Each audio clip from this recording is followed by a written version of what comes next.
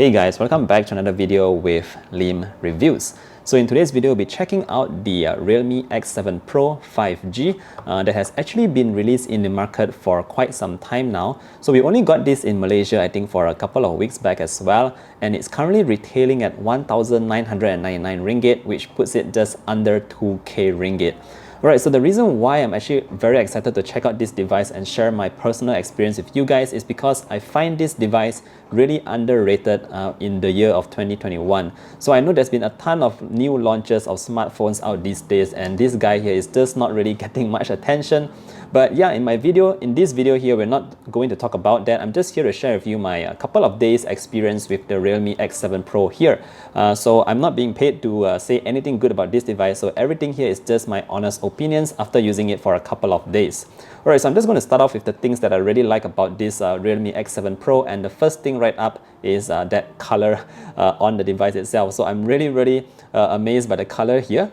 Of course, I'm not too sure about this Dare to Leap huge writing on the back here, but I really love the color of this device, especially when you tilt it from side to side, and it's just very clean in my opinion, except for those huge words at the top there. So very nice thing.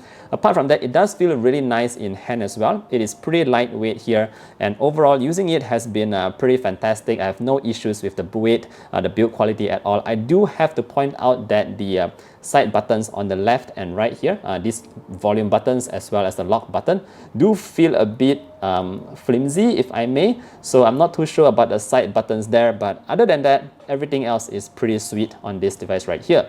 Alright, so the next thing that I really like about this device right here is actually the display. So we have a 120 Hz AMOLED display right here that is very smooth. So how smooth?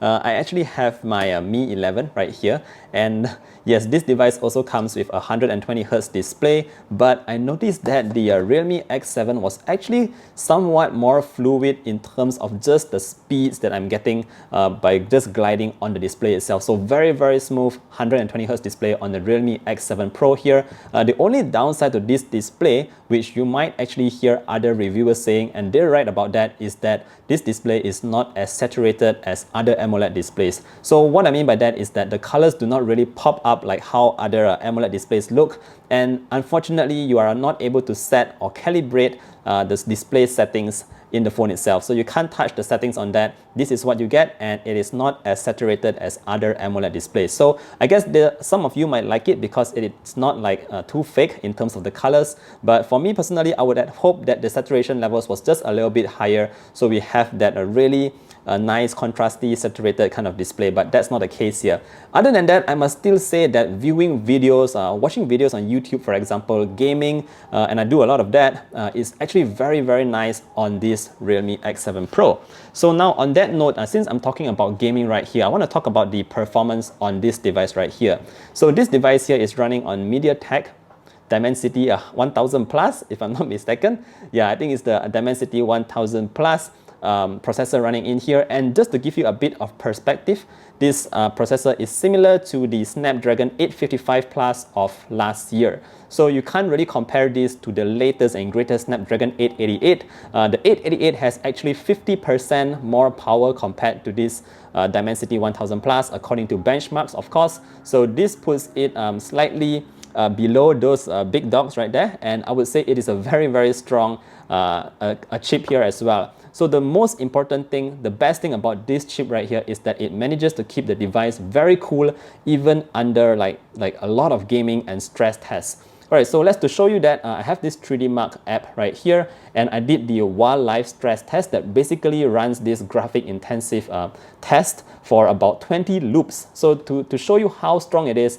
notice that the best loop score here is 3,859, and the lowest loop score is actually 3,840. So what that means is, even after so many loops on this stress test right here, the device managed to keep everything cool, and the performance was very stable. So we were getting 99.5% stability on the Realme X7 Pro here, and I think that is something that must really be shout out of this device right here. Performance is just so stable.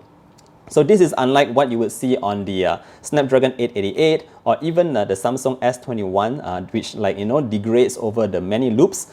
So this is just very stable in terms of the stress test.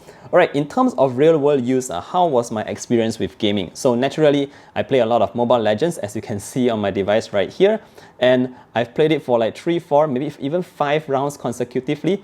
And I must really let you guys know that the fact is this device will not really heat up under like a lot of gaming. So it does heat up on one occasion, and that's when I actually take some photos with this camera right here. So on that note, let's talk about the cameras. So at the back here, we have a couple of sensors. I'm not going to go through the number of megapixels here because that's all in the specifications or that's all in the brochure, but I'm going to talk to you about the performance of these sensors at the back here. So we do have a variety of sensors like I mentioned here.